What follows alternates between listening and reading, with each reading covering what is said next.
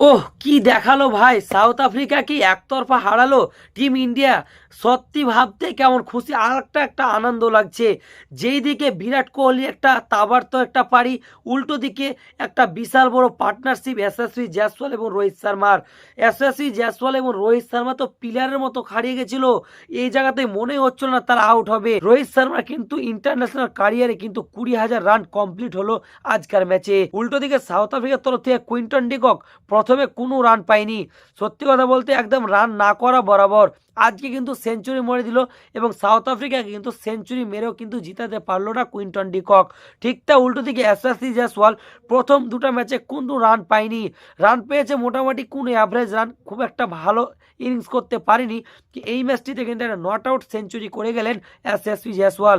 SSV জয়সওয়ালের হয়তো মনে এটাও জেহেমে ছিল, আমি যদি এই ম্যাচটিতে রান না করি তাহলে কিন্তু আমার উপরও প্রেসার আসতে পারে।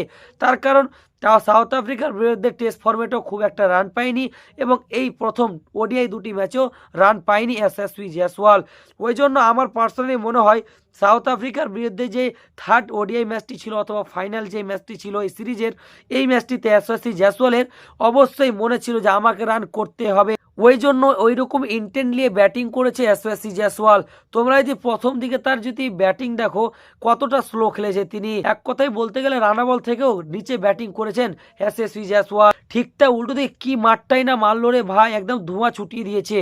এক কথা বলতে গেলে সাউথ আফ্রিকা বলারদের ধোঁয়া ছুটিয়ে দিয়েছে, মেরে একেবারে কি বলবো হাগিয়ে দিয়েছে ভাই। এক কথা বিরাট কোহলি একটা 65 রানের ইনিংস খেলেছে এবং উল্টো দিকে একটা বিশাল পাহাড় সবার একটা পার্টনারশিপ করেছে এসএসভি জয়সওয়াল এবং রোহিত শর্মা।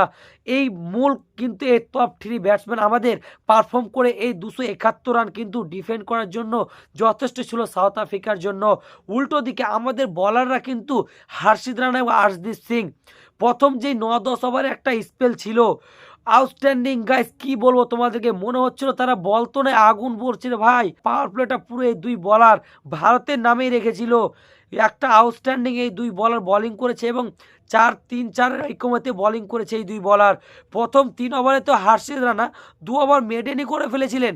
আমার তো মনে হচ্ছে হার্ষিদ রানা হয়তো 5 ওভার মেডেনই করে দিবেন, 3 ওভারে 2টা মেডেন করেছিলেন। তা ভাবা যায় এটা কিন্তু ওডিআই ফরম্যাটে দেখা যায়, কিন্তু কনসিস্টেন্ট প্রত্যেকটা প্লেয়ার যদি করতে পারে তার মধ্যে কীরকম কোয়ালিটি রয়েছে, কীরকম ট্যালেন্ট রয়েছে এই পারফরমেন্স দেখেই বোঝা যায়। হার্ষিদ রানাকে 3 ফরম্যাটে কেন নিয়ে বেড়াচ্ছে টিম ম্যানেজমেন্ট তার প্রমাণ হয়তো একটু একটু করে দিল হার্ষিদ রানা।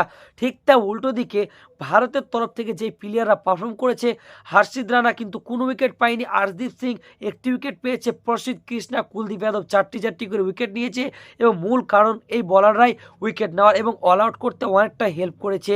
সাউথ আফ্রিকা মূল হারার কারণ কি হচ্ছে যেন, south Africa Quinton de Kock century লাগার সত্ত্বেও 271 রান করেছে এবং তাদের ব্যাটাররা কিন্তু মাত্র 171 রান করেছে এবং তাদের ব্যাটাররা অনেকটাই স্লো ব্যাটিং করেছে, ওই জন্য কিন্তু সাউথ আফ্রিকা হেরেছে এই ম্যাচটি, এটা আমার পার্সোনালি মনে হয়। এবং রোহিত শর্মার ইন্টারন্যাশনাল কেরিয়ারে 20,000 রান কমপ্লিট হলো আজকের ম্যাচে এবং এই ম্যাচটিতে আমি ভেবেছিলাম হয়তো বিরাট কোহলি আবারও একটা সেঞ্চুরি করবে, রান থাকলে অবভিয়াসলি করে দিত সেঞ্চুরিটা।